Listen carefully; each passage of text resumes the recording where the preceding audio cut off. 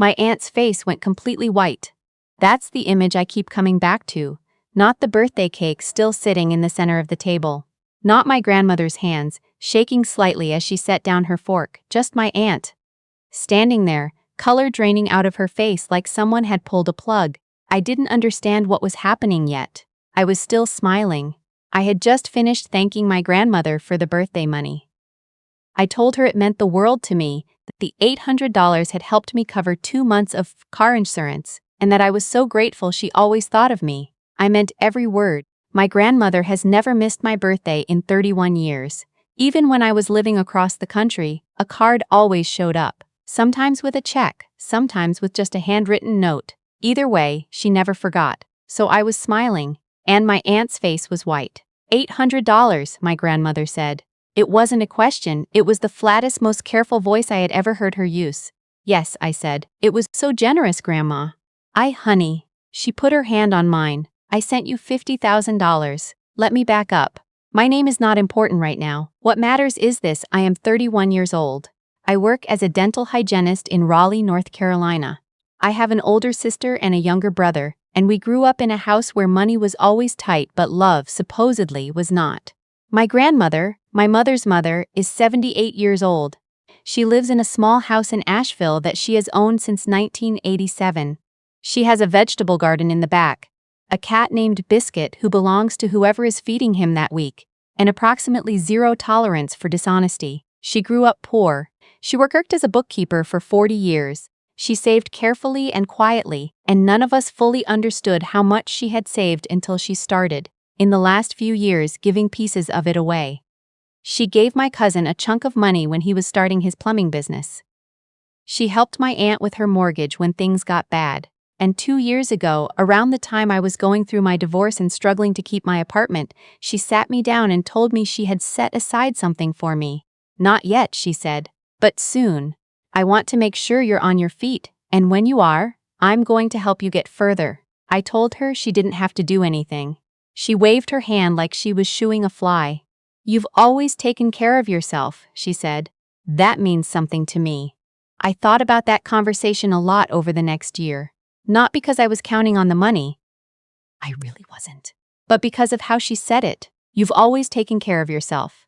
Like she saw something in me that other people in my family had never bothered to look for. My sister has a different relationship with my grandmother. They love each other, I think, in the way that some family members love each other. Out of obligation and proximity, not real understanding. My sister married a man named Grant 5 years ago, and Grant has a way of making every family gathering feel like a negotiation. He's the kind of person who always seems to be calculating something behind his eyes while his mouth is doing something else. My sister, for her part, has never worked a job she didn't quit within 18 months. She cycles through enthusiasms. A catering business, a photography side hustle, a brief and intense investment in essential oils, and my parents have funded most of them without much question. My sister has always been the one who needed more help, and somehow that framing had become permanent. She needed help. I didn't. Which meant help flowed to her, and I was supposed to feel fine about it. I did feel fine about it, mostly. I had learned not to expect equity. I just kept my head down and paid my own bills, so when my grandmother told me she was planning to help me, it genuinely surprised me. And when my birthday came around this year, the big one, 31, which isn't actually a big birthday but felt significant to me after everything I'd been through. I got a card in the mail. Her handwriting. A small smiley face inside the flap, the way she always does. The card said she had made a transfer to my account and that I should check it in the next few days. I checked it, $800. I was moved. I texted her immediately. Grandma, I saw the deposit. Thank you so much, it means everything.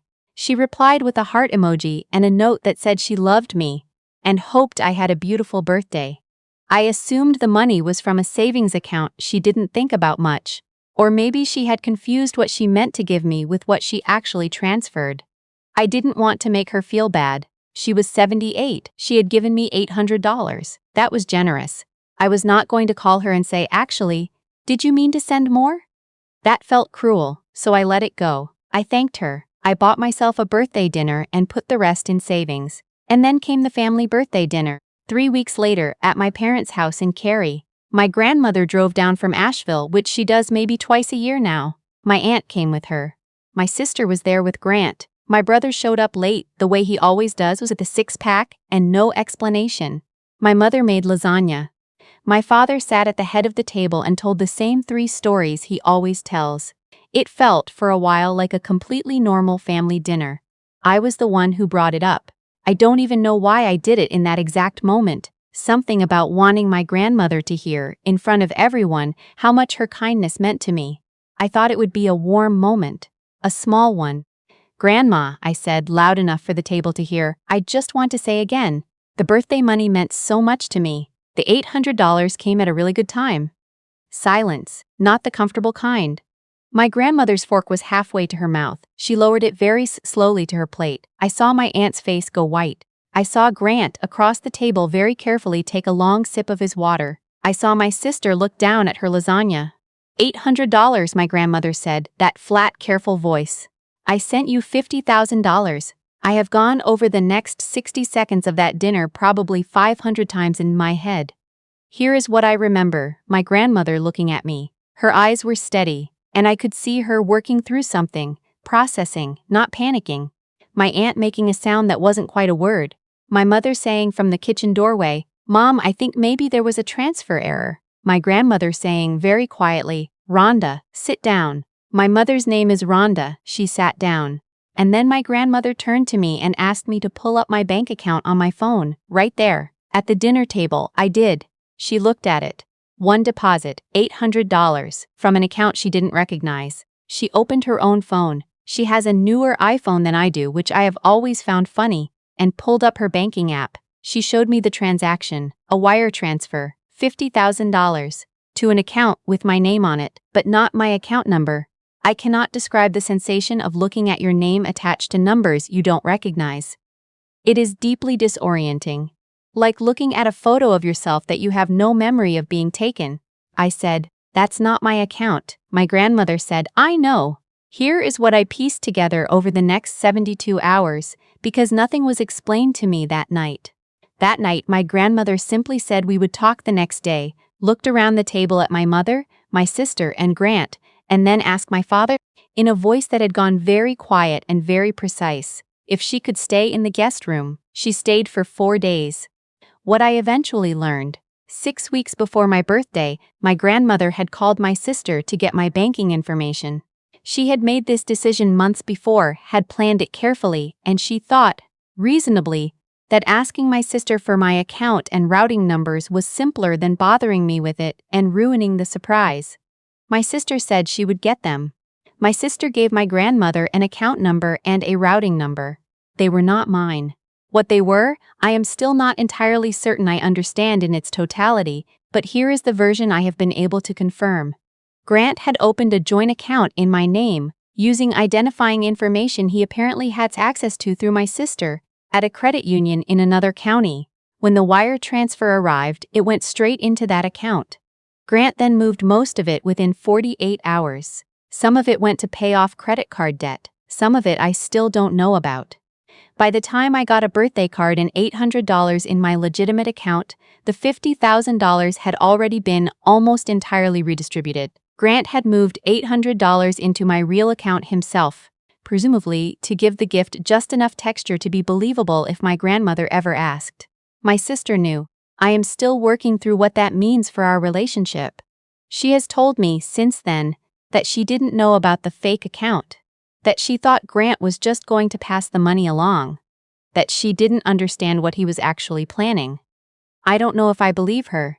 I think maybe she told herself not to look too closely, which is its own kind of knowing. But here is the thing about my grandmother. She did not panic. She did not cry at the dinner table.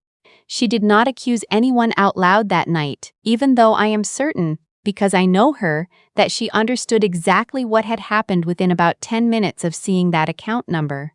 She stayed in my parents' guest room for 4 days. She went through her records. She called her bank. On the 3rd day, she called me into the kitchen early in the morning, while everyone else was asleep, and she made me a cup of coffee and she said, "Tell me everything you've ever given Grant access to." We talked for 2 hours. I want to stop here and tell you something about my grandmother that I think is important. She does not yell. She has never yelled in my presence in 31 years. When she is upset, she gets quieter. When she is very upset, she gets very quiet and she gets organized. She makes lists.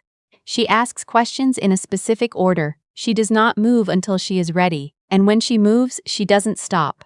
I watched her do this that week. I watched her become very, very organized. She had documentation of everything, the wire transfer confirmation, the account information she had been given by my sister, the timestamps.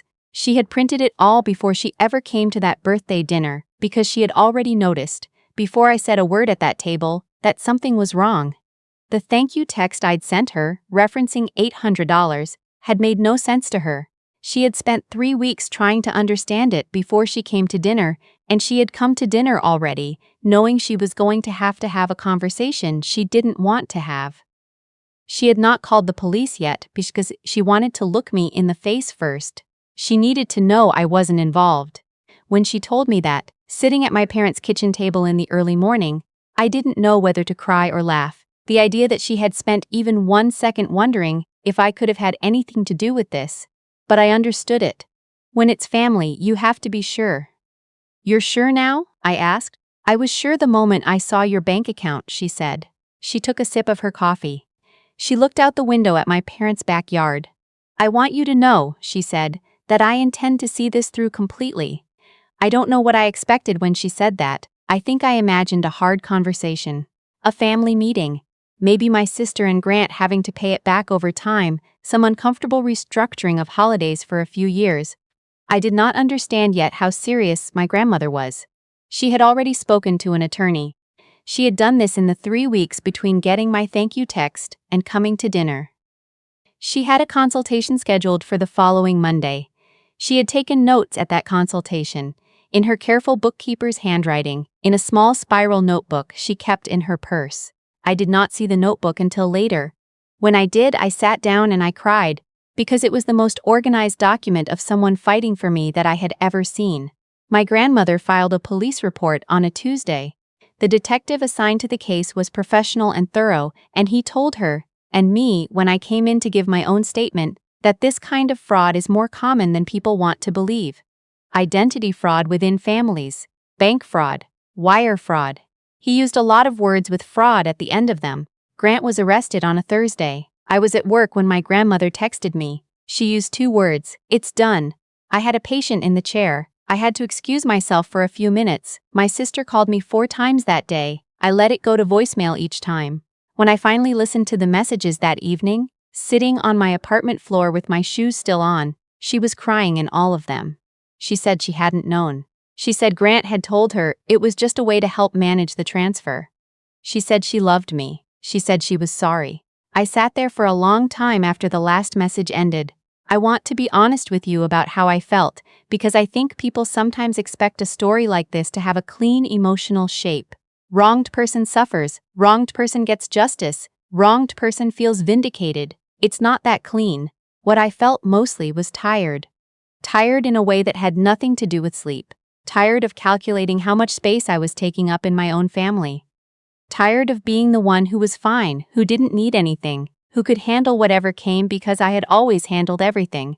Tired of finding out in new and specific ways exactly how invisible I had made myself in order to keep the peace. I was also furious. Not a hot, sharp fury, more like a slow, structural one. The kind that reorganizes things. I found myself mentally going through the last 10 years of my life, looking at moments where I had told myself I was being reasonable, when really I was just accepting less than I deserved because making noise didn't seem worth it. And I was heartbroken about my sister. I still am. I don't know what to do with her. I don't know if she's a victim of Grant's manipulation or a willing participant in her own comfortable version of events. Maybe both. Maybe those things aren't mutually exclusive. What I know is that she gave my grandmother an account number that wasn't mine. She may not have fully understood what Grant was building, but she handed him the shovel. My grandmother drove to Asheville 6 weeks after everything started. Before she left, she came to my apartment for lunch. I made chicken salad sandwiches the way she taught me when I was 8 years old. We sat at my little kitchen table and ate and talked about ordinary things, her garden, a book she was reading, the cat, who had adopted a new neighbor as an auxiliary food source. At some point she looked around my apartment and said, "You've made this nice. I have a small apartment. A one-bedroom in a building that is clean but not impressive. I have a few plants on the windowsill. A bookshelf I put together myself. A couch I bought secondhand and reupholstered badly but with genuine effort. Thank you," I said. She was quiet for a moment. "The attorney is confident," she said, "about recovery. I want you to know that." I told her she didn't have to give me anything, that what she had already done, what she had fought for, the weeks she had spent on this, the notebook, the attorney, all of it, was more than enough. She shook her head. "That money was for you," she said. "It was always for you. And I don't see any reason to stop wanting you to have it." I thought about what to say. Outside my window, someone's car alarm was going off. My upstairs neighbor was doing something that involved what sounded like rearranging every piece of furniture he owned. The refrigerator hummed. All the ordinary sounds of an ordinary afternoon. "Grandma," I said, "can I ask you something? Always, when you came to dinner, when you already knew something was wrong, why didn't you say anything that night? Why did you wait?" She thought about it for a moment. "Because I needed to see everyone's face when you said $800, she said. "I needed to see who already knew." I nodded. "And?" I said. She picked up the second half of her sandwich, and I saw everything I needed to see. Grant pleaded guilty to wire fraud and identity fraud. He was sentenced to 31 months. He is currently serving that sentence at a federal correctional facility in Butner, which is about 40 minutes from where I work. I don't think about that proximity very often, but sometimes I do. The civil recovery is ongoing. My grandmother's attorney believes we will recover most of the $50,000. Some of it has already been located and frozen. Grant, it turned out, was not especially good at hiding money, which surprised me given how carefully he had executed the original theft. My sister and I do not speak regularly. We have had 2 long conversations since Grant was arrested, both of them hard, both of them necessary. I don't know where we land. I don't know if there's a version of our relationship that survives this intact. I hope there is, because she is my sister, and I am not someone who gives up on people easily. But I also know that I am not the same person I was before I sat at that birthday dinner table and watched someone's face go white. My parents have been complicated. My mother cried for 2 weeks. My father said very little, which is what my father does when he doesn't know how to hold something. They are not bad people, but they spent a long time choosing not to look too closely at certain things, and now they are having to look at them. My grandmother called me last Sunday the way she does every Sunday. We talked for 45 minutes about nothing important. She told me the tomatoes are coming in late this year. She told me the cat had bitten her neighbor's visiting grandchild, which she clearly felt the neighbor's grandchild deserved. She told me she'd started watching a Chu show and she wasn't sure she trusted the main character. Before she hung up, she said, "I'm proud of you, you know." I said I hadn't really done anything. "You have," she said. "You've been doing it your whole life. I just finally found a way to make sure you knew I was paying attention." I held the phone for a while after we said goodbye. Outside my window, the sky was doing that thing it does sometimes in North Carolina in late summer, where it turns this specific shade of orange gold before the sun goes down, and everything looks briefly like it's been lit from the inside. I stood there and watched it until it was gone.